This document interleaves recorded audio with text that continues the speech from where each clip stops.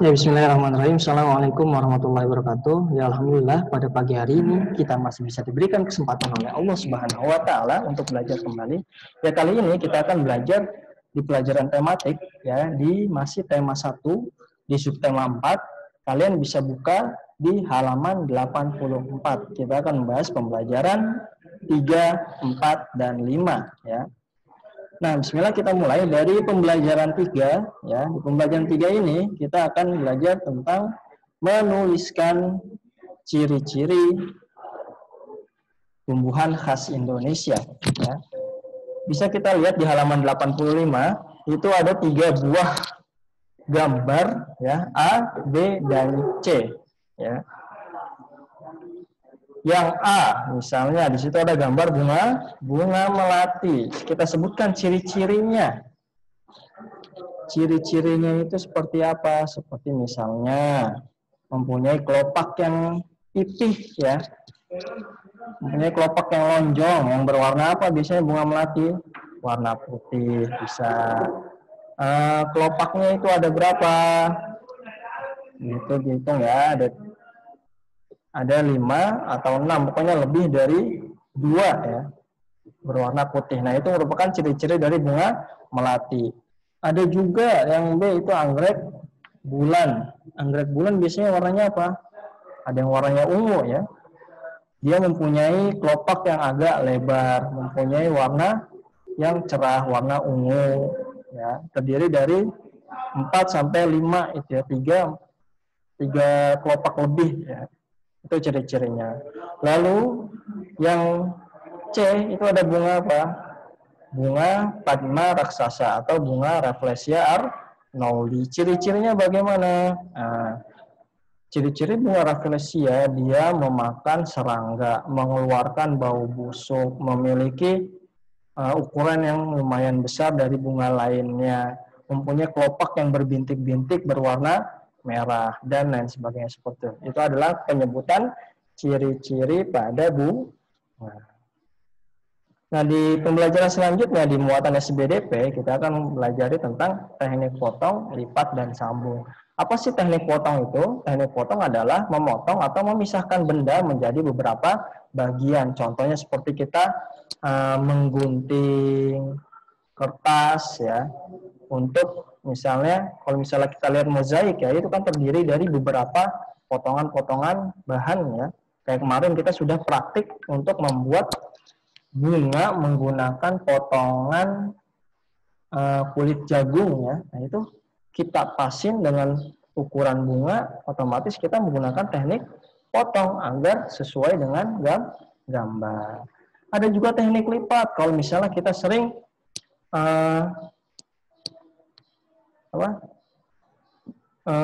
membuat origami ya, melipat, kita membuat burung, kita membuat kincir angin. Nah, itu pastinya kita menggunakan dilipat ya, melipat atau merangkap 2 atau lebih suatu benda ya. Kayak misalnya kincir angin, kita gunting dulu, baru ujung sama ujung kita temukan di tengah dengan kita lipat. Nah, itu namanya teknik melipat.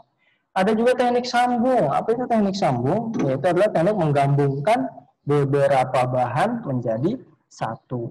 Kayak kemarin seperti mau menempelkan kulit jagung, itu menempelkannya dengan perekat yaitu lem. Nah, itu disebut juga teknik sambung. Bisa juga dengan teknik diikat ya, kalau misalnya kita pakai tali, kalau pengen menyambung itu kita ikat jadi satu seperti itu. Lalu teknik potong, lipat dan sambung. Nah, ini contoh.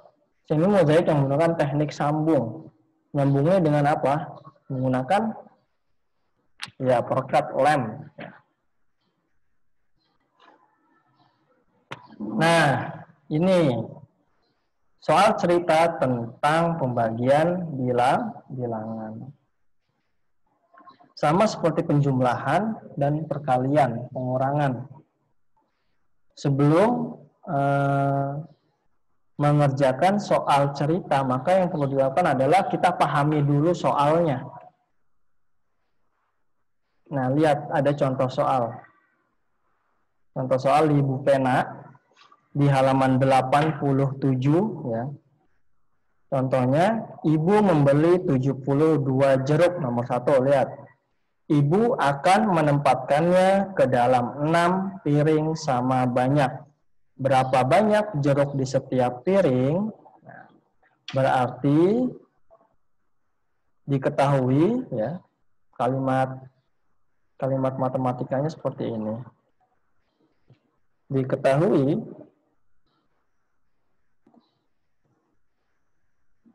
ibu membeli 72 jeruk. Apalagi yang diketahui dari cerita tersebut? Akan dibagi 72 jeruk tersebut akan ditempatkan atau dibagi ke dalam 6 piring. Nah, selanjutnya kalimatnya bagaimana? Ditanyakan. Ada diketahui, slotnya ada ditanyakan. Yang ditanyakan apa di situ? Berapa banyak jeruk setiap piring? Karena akan dibagi menjadi 6 piring, berarti 72 jeruk tersebut harus dibagikan secara rata ke dalam 6 piring. Caranya bagaimana? Ya, kita terus di sini jawab. Jawab berarti 72 jeruk dibagi ke 6 piring. Hasilnya berapa? Caranya sama seperti tadi, kayak sebelum yang Bapak jelaskan, ya.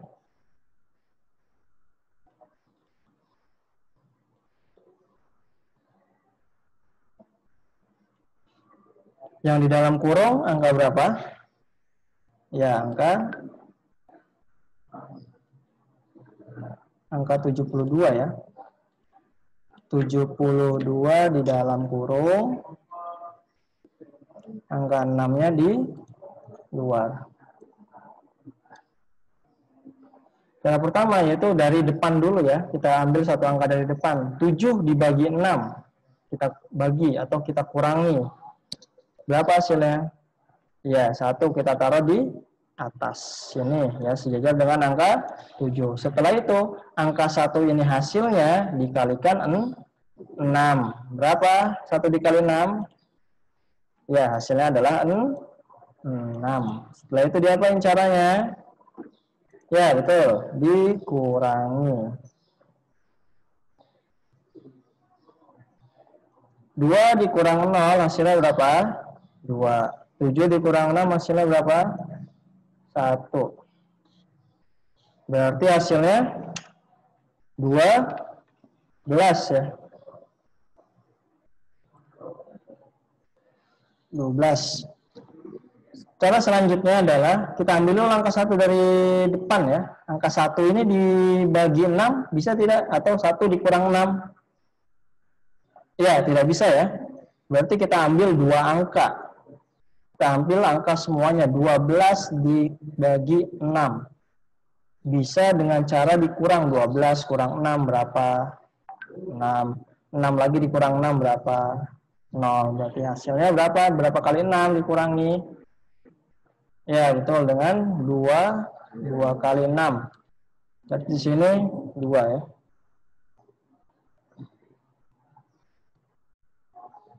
Nah, sudah kelihatan hasilnya.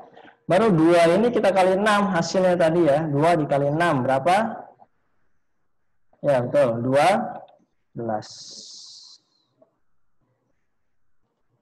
Barulah kita kurangi.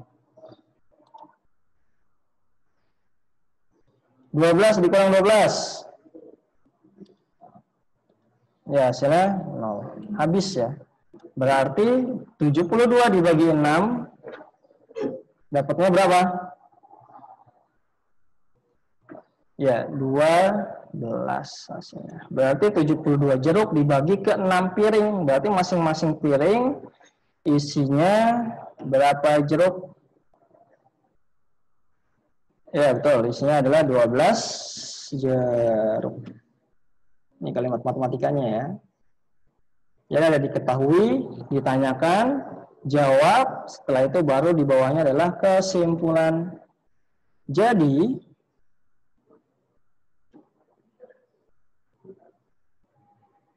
jumlah jeruk pada setiap piring adalah 12 jeruk. Nah, ini jadi kalimat matematikanya dan cara menghitungnya. Jadi ada diketahui, ditanyakan, jawab, dan ada kesimpulan. Paham nggak di sini? Ya, insya Allah paham ya. Semoga kita dimudahkan untuk belajar matematika juga. Matematika itu mudah, matematika itu asyik. Ya, Nah, kita lanjutkan. Kalau misalnya di sini sudah paham.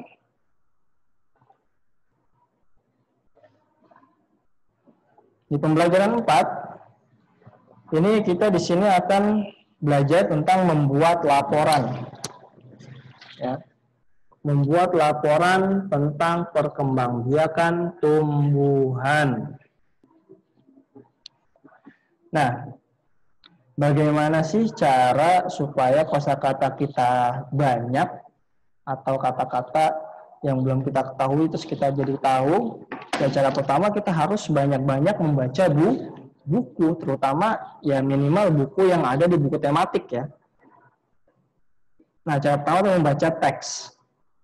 Lalu, cara kedua adalah ketika kalian menemukan teks yang tidak tahu artinya, itu digarisbawahi atau ditandai. Cara ketiga yaitu adalah kata-kata yang sudah digarisbawahi tadi, coba kalian cari di KBBI. Yang ada bukunya silakan, ataupun secara online, yang kemarin saya sempat bagikan linknya ya, via Play Store. Nah, setelah itu baru kosakata yang kamu baru temukan itu gunakan dalam percakapan sehari-hari ataupun dalam menulis ya, supaya apa? Supaya kalian hafal dan paham dalam penggunaannya. Seperti itu cara menggunakan atau memperbanyak kosakata. Sehingga kosakata ini bisa bermanfaat untuk menulis sebuah laporan. Nah, di muatan PKN dalam pembelajaran 4 di sini kita akan belajar tentang manfaat kerjasama. Pastinya kita hidup di atas muka bumi ini mengalami beberapa perbedaan ya, tapi perbedaan ini bukan berarti menghalangi kita untuk saling bekerja sama. Bahkan justru perbedaan inilah menguntungkan bagi kita untuk kerja sama. Seperti kayak misalnya si A dia bisa hanya menggambar, si B dia mempunyai kekuatan yang lebih, si C dia mempunyai pemikiran yang bagus, sehingga mereka saling bekerja sama. Pemikiran yang akan dibuat oleh si C, lalu tenaga untuk membuat sesuatunya kita manfaatkan si B, lalu si A ini kita manfaatkan untuk menggambar pola misalnya dalam membuat bangunan gitu ya. Nah, mereka bisa saling kerja sama seperti itu. Nah, dengan bekerja sama kita dapat mengerjakan sesuatu dengan lebih cepat ketimbang kita mengerjakannya masing-masing. Seperti kemarin ada gambar 3 buah tumbuhan. Kalau misalnya kita tanam sendiri 3 tumbuhan tersebut, itu akan lama dibanding kita membagi tugas dengan 3 orang masing-masing nanam 1. Dan pekerjaan juga akan terasa lebih ringan. Nah, itu adalah manfaat dari kerja sama. Ya, dan kerjasama juga dapat mempererat persahabatan dan membina kekompakan. Ya. Nah, membuat teks percakapan. Mungkin kalian pernah bercakap-cakap ya dengan teman kalian. Nah, itu kalian bisa menggunakan kosakata yang kalian ketahui dari sebuah teks, selalu kalian gunakan. Ya, bagaimana cara membuat teks percakapan? Nah, itu pertama itu memperhatikan kosakata yang kamu gunakan. Perhatikan pembagian waktu bicara dan topik yang dibahas teks percakapan. Misalnya membahas tentang tugas atau misalnya membahas tentang COVID bersama teman kalian ya.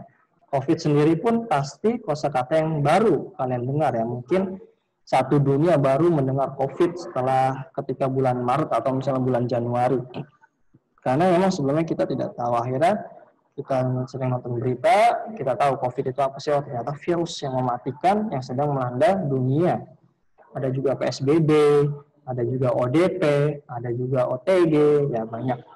Dan akhirnya kita mendapatkan kosakata yang baru. Nah, masih membahas tentang kerjasama tadi di muatan PPKN, ya. Berikut adalah contoh kegiatan kerjasama yang ada di lingkungan sekolah, seperti kerja bakti, ya. Ada yang membersihkan kaca, membersihkan lantai, ada yang ngepel, ada yang membersihkan papan tulis, ada yang memecahkan bangku. Bayangkan kalau misalnya semua pekerjaan itu dikerjakan oleh satu orang, ya. Kira-kira capek nggak? Jelas capek, ya. Jelas capek, apalagi kalau misalnya dikerjakannya setiap hari. Makanya di kelas ada namanya jadwal piket. Ada pembagian, kamu bersihin kaca, kamu bersihin lantai, kamu bersihin meja, kamu bersihin papan tulis. Akhirnya pekerjaan cepat selesai. Pekerjaan menjadi ringan. Seperti itu adalah manfaat dari kerja sama. Jadi jangan sungkan untuk meminta tolong. Minta tolong. Jika sudah ditolong, maka jangan lupa untuk berterima kasih. Seperti itu ya. Nah, ini pembagian sudah. Nah, mungkin ini pembahasan kita pada pagi hari ini ya. Semoga bermanfaat. Jika masih ada yang belum dipahami, silakan bertanya. Soal nanti akan Bapak bagikan via WA ya. Terima kasih. Subhanallah. Assalamualaikum warahmatullahi wabarakatuh.